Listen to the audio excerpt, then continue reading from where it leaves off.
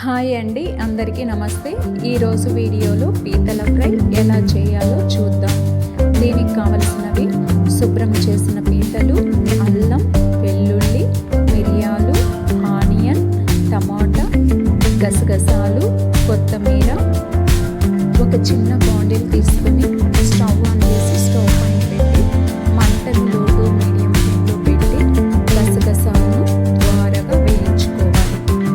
ఇంకొక బాండిల్ పెట్టి అందులో 3 స్పూన్ల ఆయిల్ వేసి ఆయిల్ వేడైన తరువాత చెక్క, లవంగం, పచ్చిమిర్చి వేసి అవి చిటపట వేయించిన తరువాత అల్లం పేస్ట్ వేసి అది కొద్దిసేపులు వేగిన తర్వాత కొద్దిగా పసుపు, సాల్ట్ కూడా వేసి మరి కొద్దిసేపు వేయించిన తరువాత పీతలను కూడా వేసి మరి కొద్దిసేపు వేయించుకోవాలి.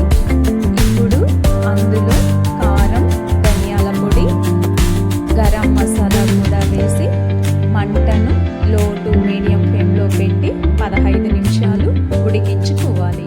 ఫైనల్గా కొత్తిమీర చల్లి స్టవ్ ఆఫ్ చేసి దింపేయాలి. అంతే, ఎంతో టేస్టీగా ఉండే పీతల ఫ్రై రెడీ.